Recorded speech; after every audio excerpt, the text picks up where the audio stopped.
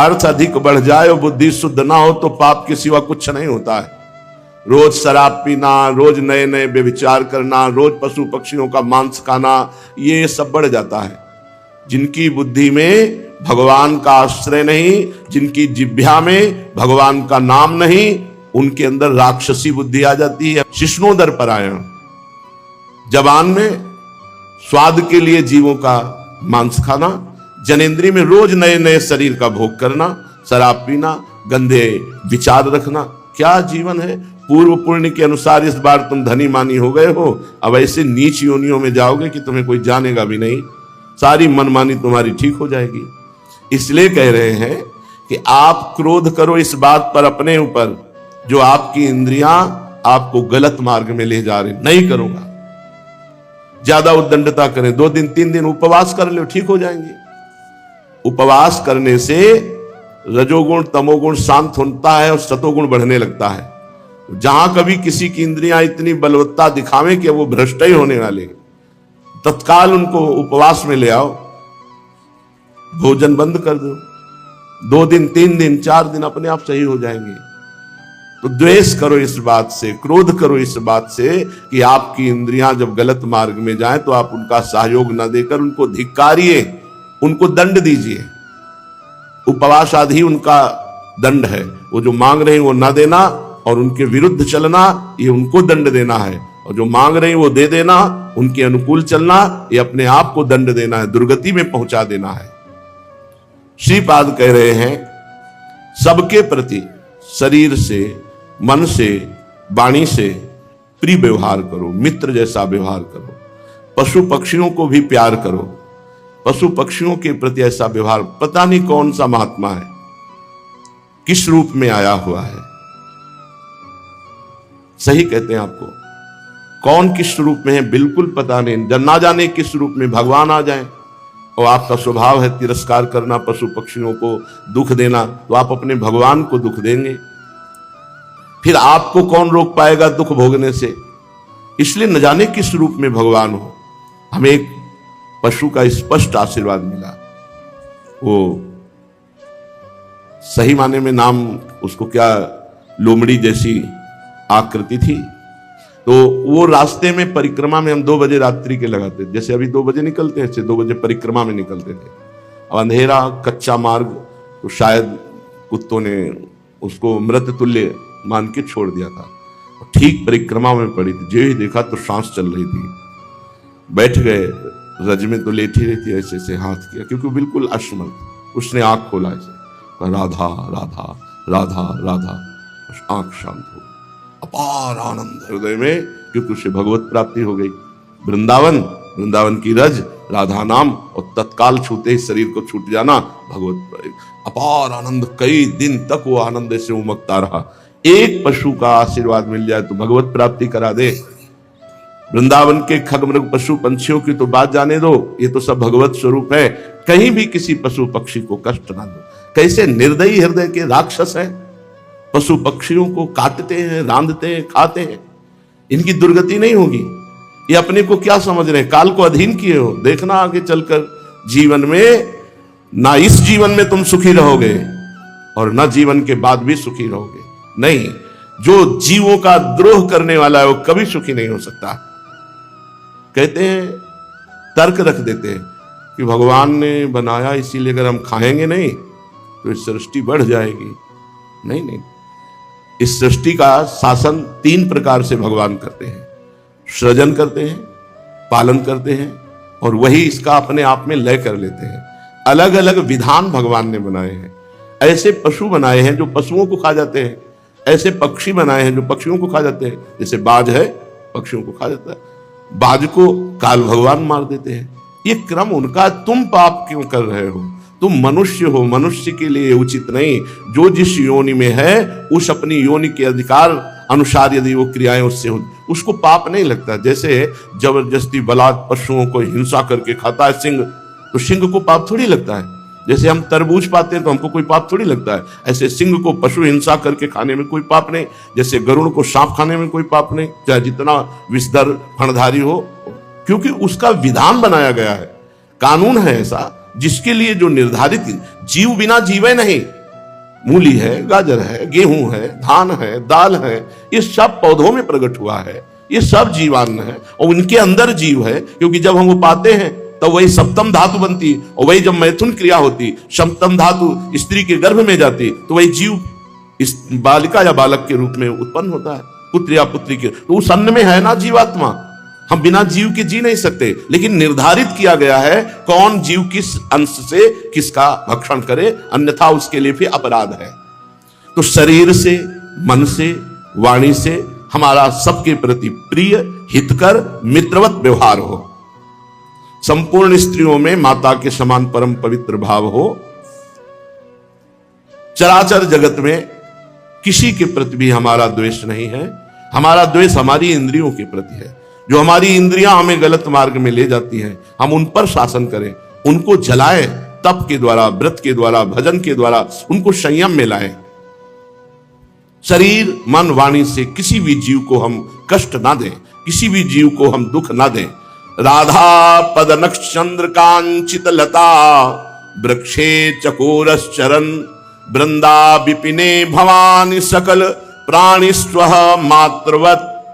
श्री राधा किशोरी के श्री चरणार विंद में हमारी आसक्ति हो जाए, जैसे चकोर की आसक्ति केवल चंद्रमा में है और चंद्रमा के लिए प्राप्ति के लिए वो सोचता है मैं उड़कर तो पहुंच नहीं सकता और चंद्रमा मेरे पास आ नहीं सकता, तो कैसे प्राप्ति हो। तो सुना कि भगवान शंकर के मस्तक पर चंद्रमा है और भगवान शंकर चिता की राख मस्तक पर लगाते हैं, तो चंद्रमा से मिलन हमारा हो जाए, इसलिए चकोर आग खाता है, चकोर अंगार खाता है।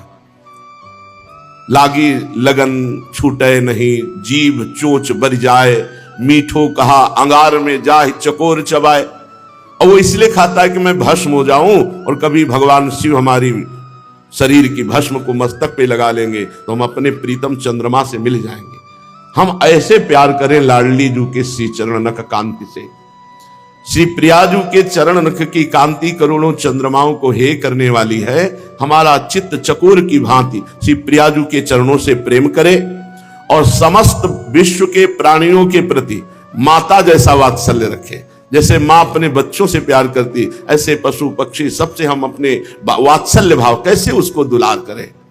सच्ची मानिए सबसे बड़ी भगवान की यही पूजा है। अगर आप पशु पक्षियों को दुलार करेंगे, उनको आप कष्ट नहीं देंगे, आप उनको नहीं मारेंगे, नहीं खाएंगे, राक्षस नहीं बनेंगे, तो नाम जप करो और ऐसा सद्भावना करो तो परहित सरिस धर्म नहीं भाई, इसी से भगवत प्राप्ति हो जाएगी।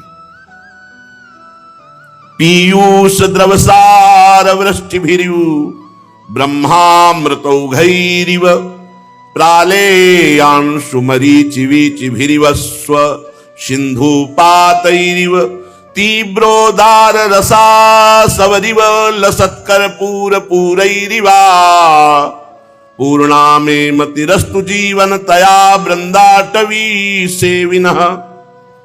जीवन धन श्री वृंदावन अपने सेवक की मति को प्रियालाल के प्रेम में डुबो देता है। यह है सीधाम वृंदावन के आश्रय और वास का फल। जीवन धन श्री वृंदावन धाम, पहली बात लिखा जीवन धन। जिसका जीवन धन हो गया है वृंदावन, तो वृंदावन उसकी मति को प्रिया प्रीतम के प्रेमामृत में डुबो देता है। जो ब्रह्मानंद है, ब्रह्मानंद महान सुख है, लेकिन ब्रह्मानंद को जो फीका कर दे उसे प्रेमानंद कहते हैं। श्री प्रिया प्रीतम के चरणारविंद के प्रेमानंद में वृंदावन मस्त कर देता है, डुबो देता है उसको, जिसने अपना जीवन धन वृंदावन को मान लिया। जैसे मंदाकिनी गंगा है, वो अपनी लहर मात्र से पावन कर देती हैं। गंगा जी का तीन रूप, भूतल पर भागीरथी गंगा, आकाश में अलकनंदा गंगा और पाताल में मंदाकिनी गंगा। तो बोले जैसे मंदाकिनी की धारा, क्यों कहा पाताल में भागीरथी की धारा बोलते, क्योंकि भागीरथी की धारा प्रकट है, मंदाकिनी की धारा यहां सहज नहीं है। अनुसुईया जी ने अपने तपोबल से प्रकट किया, चित्रकूट में मंदाकिनी जी विराजमान। ऐसे ही आप वृंदावन का आश्रय लेकर भजन बल से इस धारा में डूब सकते हैं। ये सहज धारा नहीं है। भगवत ऋषि जी ने भी कहा है, संप्रदाय नवधा भगति वेद सुरसरी नीर, ललिता सखी उपासना है सिंहिन को छीर। है सिंहिन को छीर रहा है कुंदन के बासन, कै बच्चा के पेट और घट करे विनाशन। बोले चारों संप्रदाय, वेद सिद्धांत, ये गंगा की परम पावन धारा है, कोई भी गोता लगा सकता है। पर वृंदावन में नित्य विहार रसपरायण श्री प्रिया प्रीतम का सहचरी भाव, बोले ये सिंहिनी का दूध है, ये स्वर्ण पात्र में टिकता है या बच्चा के पेट में टिकता है। तो ऐसे ही यहां जो मंदाकिनी गंगा की बात की, कि मतलब वो गुप्त है, दुर्लभ है। ऐसे ही प्रेम जो है वो अनंग है, प्रेम अनंग है, ऐसे प्रकट में नहीं दिखाई दे रहा और सबके हृदय में विराजमान है, गुप्त है। अगर आप नाम जप करोगे तो ये धारा प्रकाशित हो जाएगी। बोले प्रेम मूल यह नाम है, प्रेमी रसिक जपत यह नाम, तो प्रेम मगन निज बन विश्राम, श्री हरिवंश जहां रहा है। इसमें ऐसे नहीं नहा सकते। इस धारा में नहाने के लिए आपको खूब निरंतर नाम जप करना होगा, श्री धाम का आश्रय लेना होगा, रसिकों का संग करके बच्चा बनना होगा, तब ये प्रेम रस हृदय में प्रकाशित होगा। श्री वृंदावन तदगत स्थिर चरान स्वानंद सच्चिद घनान, त्रैगुण्यास्पृश आप लुतान हरिरसोद्वेलामृतैकाम बुधौ, पश्यन्तो विलसन्ति संत इह के प्याश्रित सर्वात्मना, श्री राधा चरणाम्बुज दल छायाम महायोगिनः।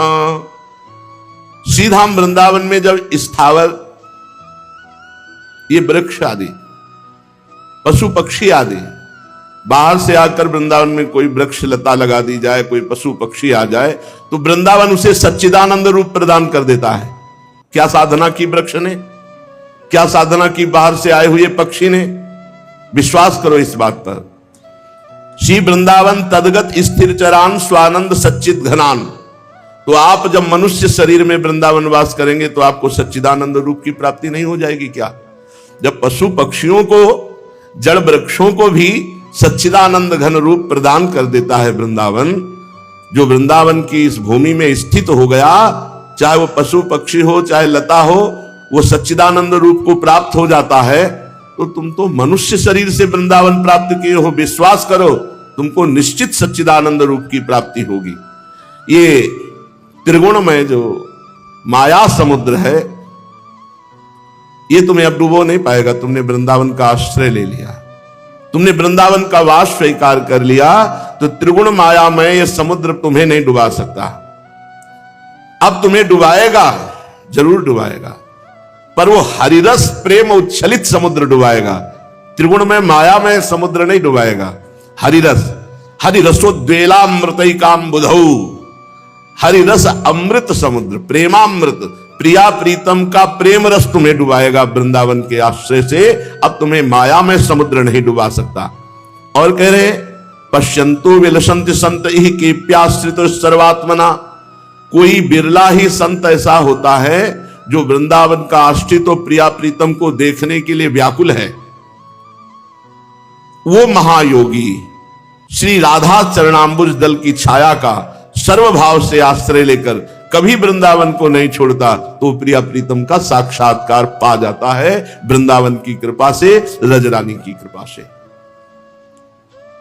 यदि मनुष्य जीवन मिला और आप प्रिया प्रीतम से अपनापन नहीं कर पाए, भजन नहीं कर पाए, तो कह रहे धिंग धिंग मामी देह गेह ममता विष्टम तथैव सूत्रप, लोकाराधन साधन प्रणयनम क्षुद्र स्तवोत्फुल्लितम। धिक्कार है हमारे जीवन को। ना हम वृंदावन धाम वास कर पा रहे हैं, ना हम नाम जप कर पा रहे हैं, ना हम प्रिया प्रीतम के रूप में आसक्त हैं, ना उनकी लीला गुण गा रहे हैं। तो धिक्कार है हमारे जीवन को। नाम रूप लीला धाम से यदि नहीं जुड़े तो धिंग धिंग मामी ही, क्यों? देह गेह ममता विष्टम तथैवा सूत्रप। बस वही शरीर का प्यार, शरीर संबंधियों का प्यार, यही ममता में फंस करके हम अपने जीवन को नष्ट कर रहे हैं। ना धाम से, ना नाम से, ना रूप से, ना लीला से। ये जो चारों परम पद प्रदान करने वाले हैं, इनमें से हम किसी में से नहीं जुड़े तो हमारा जीवन धिक्कार है, धिक्कार है। लोकाराधन साधन अगर भगवत मार्ग में लगे भी तो कुछ लोग ऐसे मंद बुद्धि के होते हैं कि जो बाधा होती उसी को आराधना का फल समझ बैठते हैं। कंचन कामिनी कीर्ति ये हमारी भगवत प्राप्ति में बाधा है और इसी की चाह को समझते हैं भगवान की बड़ी कृपा है। लोकाराधन साधन, अपने साधन को बना दिया लोकाराधन। कृपा का तो स्वरूप है कंचन कामनी कीर्ति में राग का त्याग हो जाए और प्रिया प्रीतम प्राण प्रिय लगने लगे। प्रणयनम क्षुद्रम स्तवोत्फुल्लितम, इन छोटी छोटी क्षुद्र मायामयी बातों में वो प्रफुल्लित होने लगता है। क्षुद्र बातें, गाड़ी घोड़ा रुपया पैसा मिला, अहंकार नहीं होना चाहिए, प्रियता नहीं होनी चाहिए, हर्ष नहीं होनी चाहिए। जैसे प्रभु तुम राखो, महलों में राखो, चाहे झोपड़ी में वास दो, वो आपकी बात है। अब इनमें प्रसन्न नहीं होना चाहिए, हर्षित नहीं होना चाहिए। कह रहे तवोत्फुल्लितम, लोकाराधन साधन प्रणयनम क्षुद्रस्तवोत्फुल्लितम, ये क्षुद्र छोटी छोटी बातों में, छोटे छोटे भोगों में हर्षित होने लगे। लोकाराधन लोगों को रिझाने में अपना समय देने लगे। भगवत प्राप्ति की बात अलग है। यदि पैसे की लालसा रख करके प्रवचन किया जाए, पैसे की लालसा रख करके उपदेश किया जाए तो उसे लोकाराधन कहते हैं, उसे साधना नहीं कहते, उसे लोकाराधन कहते हैं। लोगों की आराधना करके भोगों की प्राप्ति रखना क्या है? बोले क्षुद्र, बहुत नीच बात है। तवोत्फुल्लितम, उसमें प्रफुल्लित हो रहे हैं। इतने रुपए इकट्ठा हो गए, इतनी वैभव हो गया, इतना नाम हो गया, कुछ नहीं, स्वप्न ही तो है मायाकृत। इसलिए मुझे सत सत धिक्कार है यदि मैं ऐसा करूं। देह गेह में फंसकर प्रिया प्रीतम के नाम रूप लीला धाम से विमुक्त हो धिक्कार। लोकाराधन में तत्पर होकर के इसी को साधना का फल मान करके कंचन कामिनी कीर्ति में राजी तो धिक्कार। हस्त प्राप्यमिदं महारस फलम श्री शादि दुर्लभम, बोले तुम्हारे हाथ में आ गया दिव्य फल, फिर भी तुम समझ नहीं पा रहे। जो भगवान नारायण लक्ष्मी आदि को भी दुर्लभ है, वो प्रेम वृंदावन तुम्हें प्रदान करने के लिए तैयार है, पर तुम वृंदावन की आराधना, प्रिया प्रीतम की आराधना न करके भोगों की चाह रखते हो। श्री वृंदावन नाम नित्य रुचि मन्नादाय संस्वादय। आहा, श्री वृंदावन, हा वृंदावन, प्राण वृंदावन, जीवन वृंदावन, ऐसा स्वाद लेते हुए वृंदावन का आश्रय, प्रिया प्रीतम की आराधना, यही दिव्य जीवन है, यही वर्तमान में सिद्ध जीवन है। हमें अन्य कोई चाह ना हो। चलते हैं, श्रीमद् भागवत महापुराण प्रसंग चल रहा है। भगवान नरसिंहदेव सिंहासन पर विराजमान है और प्रहलाद जी भगवान की स्तुति कर रहे हैं। काफी स्तुति कल आपने सुनी, जो श्रेष्ठ बची उसे सुनी। प्रहलाद जी कह रहे हैं, क्वाहम रजः प्रभवैस् तमोधिकेस्मिन् जातः सुरेतर कुले क्व तवानुकंपा ना ब्रह्मणो न तु भवस्य न वै रमाया यन्मेर पिता शिरसि पद्म करः प्रसादः। प्रभु, कहां मैं तमोगुणी असुर वंश में उत्पन्न हुआ दैत्य बालक, और कहां आपकी अनंत महिमा, अनंत कृपा, धन्य है आपने अपना परम प्रसाद स्वरूप और सकल संतापहारी वह कर कमल मेरे सिर पर रखा है, जिसे कभी ब्रह्मा जी लाभ प्राप्त नहीं कर पाए। ब्रह्मा जी के सर पर कभी हाथ, कभी लक्ष्मी जी, कभी बड़े बड़े ऋषि मुनि जो लाभ नहीं प्राप्त कर पाए, वो लाभ आपने हमें दिया। अपना कर कमल हमारे सर पर फेरा। प्रभु, आप कल्प वृक्ष के समान हैं। आप में अपना पराया, छोटा बड़ा ये कोई भाव नहीं। जो आपको जैसी भावना से भजता है वैसे ही आप उसके अनुभव में आते हैं। ये बात समझने की है। प्रहलाद जी कह रहे हैं, प्रभु आप कल्प वृक्ष के समान हैं। जो जैसी भावना से आपको भजता है वैसे ही आप उसके अनुभव में आते हैं। गोस्वामी जी सी की टीका मानो कर रहे, जाकी रही भावना जैसी, प्रभु मूरति देखी तिन तैसी।